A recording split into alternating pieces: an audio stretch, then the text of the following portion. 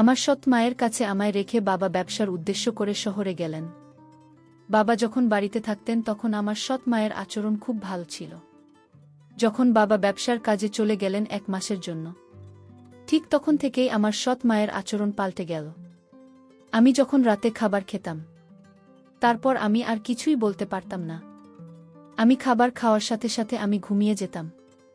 এরকম আমার এর আগে কখনো হয়নি। আমি যখনই রাতে খাবার খেতাম ঠিক তখনই আমি অজ্ঞানের মতো পড়ে থাকতাম। আমি সকালে উঠে আমার সৎ মাকে জিজ্ঞেস করলে তিনি বলতেন, এ বয়সে একটু বেশি ঘুম হবেই। কিন্তু হঠাৎ করেই আমি জানতে পারি আমি মা হতে চলেছি। সেই খবরটা শোনার পর আমার আত্মা কেঁপে উঠল। এটা কি করে সম্ভব? আমি তো কিছুই বুঝতে পারছি না। কিন্তু আমি যখন জানলাম আমি কিভাবে মা হতে চলেছি, আর সেটা আমি কোনোভাবেই মেনে নিতে পারছিলাম না। তাহলে আসল ঘটনাটি বলি। আমি যে জায়গায় থাকতাম ওখানে কোনো পুরুষ থাকত না, আর না আমার কোনো আত্মীয় স্বজন থাকত। তারপরেও একদিন আমি জানতে পারলাম যে আমি মা হতে চলেছি। এটা শুনে আমার দম বন্ধ হয়ে আসছিল। কিন্তু আমি বুঝতে পারলাম না যে এটা কি করে সম্ভব হলো। কিন্তু আমি কিভাবে মা হলাম সেটা জানার জন্য আমি ব্যাকুল হয়ে উঠি। আমার নাম ঝুমা। আমি আমার নামের মতোই সরল ছিলাম। কিন্তু আমার এই সরলতার অস্তিত্বের জন্য আমি অনেক বড় শাস্তি পেয়েছিলাম। সমস্যায় ভরে উঠল আমার জীবন। আর আমি বুঝতেও পারিনি। আমি বোকা ছিলাম যার উপর দিনরাত অত্যাচার হতো, কিন্তু সেটা আন্দাজও করতে পারেনি। আমি যখন 12 বছর বয়সী ছিলাম, আমার মায়ের একটা অদ্ভুত রোগ হয়। হঠাৎ করেই তার অর্ধেক শরীর কাজ করা ছেড়ে দিয়েছিল। মা দেখতে দেখতেই হঠাৎ বিছানায় পড়ে গেল। এরকম অবস্থায় আমাদের সাহায্য করার জন্য আমার মায়ের সৎ বোন রাজি হয়েছিল। সেই মায়ের খেয়াল রাখত আর ঘর সামলে রাখত। আমার বাবার শহরের ধনী ব্যক্তিদের একজন ছিলেন, কিন্তু তিনি তার প্রচুর অর্থ খরচ করেও আমার মায়ের চিকিৎসা করে তাকে সুস্থ করতে পারেননি। আমার মা 2 বছর অসুস্থ থাকার পর এই পৃথিবী ছেড়ে চলে গেছেন। ফলে বাবার খুব মন খারাপ হয়ে থাকত। এখন আমাদের বাড়িতে মাসির থাকাটা খুব জরুরি হয়ে গিয়েছিল। তাই এই সমাজকে চুপ করাতে আমার বাবা শাহানা মাসিকে বিয়ে করে নিলেন। শাহানা প্রথমে বিয়ে করলেও তার শ্বশুরবাড়ির লোকজন তাকে ব্যভিচারের অভিযোগ এনে বাড়ি থেকে বের করে দেয়। এভাবে তিনিও আশ্রয় পান। তিনি একজন ভালো মহিলা ছিলেন। 3 বছর ধরে তিনি আমার মায়ের অনেক যত্ন নিয়েছেন। আমার সমস্ত কাজগুলো মাসিমা করে দিত। এখন বড় হয়েছি, নিজের কাজ নিজে করে থাকি। যাওয়ার আগে মা বাবাকে বলেছিল আমার ভালোভাবে যত্ন নিতে। যদিও আমার বাবা সবসময় আমাকে অনেক স্নেহ করতেন, কিন্তু আমার মা চলে যাওয়ার পর তার জীবন যেন আমার মধ্যে আটকে যায়। সে বারবার শাহানাকে বলতো আমার খুব খেয়াল রাখতে। দিনে অনেকবার বাবা জিজ্ঞেস করতেন সময় মতো খাবার খেয়েছে কিনা, ড্রাইভার কি আমার সময়মতো স্কুল থেকে বাড়ি নিয়ে এসেছে। একদিন আমার বাবাকে একটি গুরুত্বপূর্ণ কাজের জন্য কয়েকদিনের জন্য বাইরে যেতে হয়েছিল, এবং তিনি খুব চিন্তিত ছিলেন এবং তিনি শাহানাকে বিশ্বাস করেছিলেন, কারণ তিনি কঠিন সময়ে আমাদের সমর্থন করেছিলেন, যখন কিনা আমাদের অনেক আত্মীয় আমাদের ছেড়ে চলে গিয়েছিলেন। বাবা সহজভাবে একদিন বললেন আমার মেয়ে আমার সবকিছু। আমি যা আয় করছি সবই আমার মেয়ের। আমি আর কাজকর্ম করতে চাই না। আমি এই শেষ কাজটা করতে যাচ্ছি। এই কাজটি আমাকে এত সম্পদ দেবে যে আমি সারা জীবন বসে বসে খেতে পারব। তারপর আমি আমার সমস্ত সম্পদ আমার মেয়েকে দেব এবং তার বিয়ে দিয়ে দেব। আমার জামাই আমার সাথে থাকবে। আমি শুধু আমার স্ত্রীর স্মৃতিতে আমার শেষ জীবন কাটাতে চাই। আমি তোমাকে আশ্রয় দিয়েছি। এটা তোমার বাড়ি, তোমার কোনো কিছুরই অভাব হবে না। শাহানা আমার বাবাকে বল কি বলছো তুমি? আমি অনেক ভাগ্যবান যে তুমি আমাকে তোমার বউ মেনে নিয়েছ। আমিও সারা জীবন ঝুমার মা হয়েই কাটাতে চাই। আমি তার মাকে কথা দিয়েছিলাম যে আমি সব সময় তার যত্ন নেব। তিনি আমার আসল বোন ছিলেন না, তবে তিনি বোনের চেয়েও বেশি ছিলেন। আমি তার কাছে আমার প্রতিশ্রুতি পূরণ করতে চাই, এবং এটাই আমার জীবনের লক্ষ্য। আমার বাবা বললেন আমি নিশ্চয়ই জীবনে অনেক কিছু পূর্ণ করেছি যে আমি তোমার মতো একজন ভালো মহিলা পেয়েছি। 1 বছর পর গ্রামের বাইরে যাচ্ছি। আমার মেয়েকে তোমার কাছে ভরসা রেখে ওর খেয়াল রেখো। আমি তার জন্য একটা সম্বন্ধ দেখেছি। ছেলেটি আমার বন্ধুর ছেলে, তার সাথে ঝুমার বিয়ে দেব এবং আমার সমস্ত সম্পদ তাদের দুজনের নামে করে দেব। বয়স যখন 16 বছর তখন আমার বাবা আমাকে শাহানার কাছে রেখে যান। বাবা বললেন তিনি তাড়াতাড়ি ফিরে আসবেন। কিন্তু যেদিন বাবা এই গ্রাম ছেড়েছেন সেদিন থেকে শাহানার মনোভাব কিছুটা বদলে গেল। সেই রাতে সে আমার জন্য রান্না করেনি। আজকে রান্না করেনি। কেন জিজ্ঞেস করলে সে বলল, আমার শরীর খারাপ, ফ্রিজে যা পড়ে আছে তাই খাও। একদিন ছুটি দেওয়া উচিত, তা অন্তত আমি বুঝতে পারতাম। তাই আশপাশে যা ছিল তা খেয়ে ঘুমিয়ে পড়লাম। রাতে আমার বাড়িতে কিছু নড়াচড়ার শব্দ শুনতে পেলাম। আমার ঘুম খুব কাঁচা ছিল। আমি জেগে উঠলাম। আমি দেখলাম শাহানা মাসি দরজা বন্ধ করছে। আমি তার দিকে তাকালাম এবং সে কিছুটা ঘাবড়ে গেল। আমি জিজ্ঞেস করলাম কেউ এসেছে কিনা। সে বলতে লাগল না, আমি দরজা বন্ধ করতে ভুলে গিয়েছিলাম, সেজন্য সে দরজা বন্ধ করতে এসেছিল। আমি আমার ঘরে ফিরে এলাম। পরের দিন স্কুলে গিয়ে জানতে পারলাম শহরে কিছু রোগ ছড়িয়ে পড়ায় স্কুল থেকে ছুটি দিয়ে দিচ্ছি। আমি খুব খুশি হয়ে উঠলাম যে এখনো স্কুলে যেতে হবে না, সারাদিন ঘরেই থাকব। যাই হোক, আমার বাড়িটা এমন ছিল যে বাড়ি ফিরতে একটা জিনিস খেয়াল করলাম যে আমাদের বাড়িতে অতি বয়স্ক পাহারাদার মদন কাকু আজ গেটে উপস্থিত নেই। গেটের অন্য প্রহরীকে জিজ্ঞেস করলাম, কাকু কোথায়? সে বলল যে কয়েকদিনের ছুটিতে গ্রামে গেছে। আমি অবাক হয়েছিলাম যে আজ পর্যন্ত 20 বছরে একটাও ছুটি নেননি। সকালে ছেলে মেয়েদের বিয়েতে গেলেও রাতে ফিরে আসতেন। কয়েকদিনের ছুটিতে কিভাবে গেলেন? মনে হয় এটি কোনো বড় ব্যাপার ছিল। যাই হোক, আমি আমার বাড়ি ফিরলাম। রাতে শাহানা মাসিকে আমার জন্য আমার পছন্দের খাবার রান্না করেছিল এবং গতকাল সে আমার জন্য রান্না করেনি বলে আমার থেকে ক্ষমাও চেয়েছিল। সে বলল যে আমার বাবা চলে যাওয়ায় তার একটু মন খারাপ ছিল। আমি তাকে বললাম, তুমি কি আমার বাবাকে খুব ভালোবাসো? আমার মা আমার বাবাকে অনেক ভালোবাসতাম। সে বলল, তোমার বাবা এত ভালো মানুষ যে কেউ তার প্রেমে পড়তে পারে। আমিও তার প্রেমে পড়তে শুরু করি, কিন্তু সে আমার দিকে তাকায় না। তুমি আমার সৎ মা হলেও আমি তোমাকে কখনো অপরিচিত মনে করিনি। বাবা ফিরে এলে আমি তাকে বলবো আমার মায়ের সাথে যেমন করে থাকত ঠিক সে যেন তোমার সাথে তেমন করেই থাকে। সে জিজ্ঞেস করতে লাগল, তোমার বাবা তোমার মায়ের সাথে কেমন থাকতেন? আমি বলছিলাম যে তিনি মায়ের জন্য নতুন এবং দামি উপহার নিয়ে আসবেন। তিনি তার প্রশংসা করতেন। দুজনকে একসাথে খুশি দেখে আমিও খুব খুশি হতাম। আমি শুধু তার সাথে কথা বলেছিলাম এবং আমার পছন্দের খাবার খাচ্ছিলাম। এটা তো সত্য যে তিনি খুব ভালো খাবার রান্না করতেন, এমনকি আমার মায়ের চেয়েও ভালো। এরপর কখন আমার রুমে এসে আমি এত গভীরভাবে ঘুমিয়ে পড়েছিলাম মনে নেই। সকালে যখন চোখ খুললাম আমি আমার শুয়ে আছি, কিন্তু আমি মনে করতে পারছি না কিভাবে আমি আমার বিছানায় পৌঁছেছি। সকালে শাহানা আমার সৎ মাকে জিজ্ঞেস করলে সে বলল, তুমি নিজেই তোমার বিছানায় গিয়েছে। কিন্তু হ্যাঁ, তোমার খুব ঘুম হচ্ছে। এই বয়সে ঘুম এমনই হয়, কিছুই মনে থাকে না। এই বয়সে সত্যিই এমন ঘুম আসে। কিন্তু আমার ঘুম তো খুব কাছে ছিল।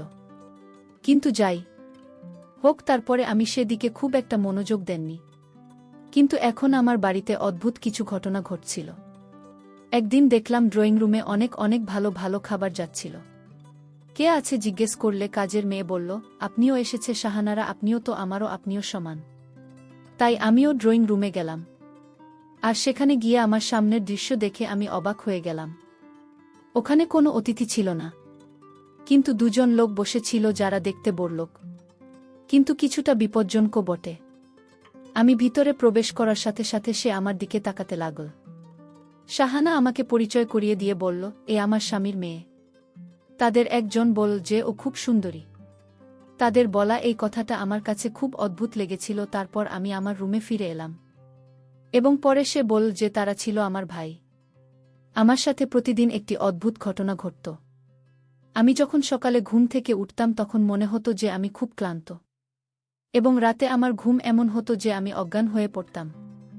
আজকাল আমার কিছুই মনে থাকে না যে আমি কখন আসছি বা কখন আমার ঘরে আসি। আমি একদিন হঠাৎ আমি অসুস্থ হলাম, বমি বমি ভাব এবং মাথা ঘোরা শুরু করল। আমি ভয় পেয়েছিলাম যে আমিও সেই রোগে আক্রান্ত হতে পারি যেটি আজ সারা এলাকায় ছড়িয়ে পড়েছে। আমি সৎমাকে জিজ্ঞেস করলে জানালে সঙ্গে সঙ্গে ডাক্তারকে ডেকে পাঠায়। ডাক্তার বাড়ি এসে আমাকে চেক আপ করলেন। তিনি আমার রক্তের নমুনা নিয়েছিলেন এবং বলেছিলেন যে পরীক্ষা করার পরে তিনি রাতে পরীক্ষার ফলাফল জানাবেন। তিনি আমাকে কিছু ওষুধ দিয়ে চলে গেলেন। সে ফোন নিয়ে আমার সামনে দাঁড়িয়েছিল।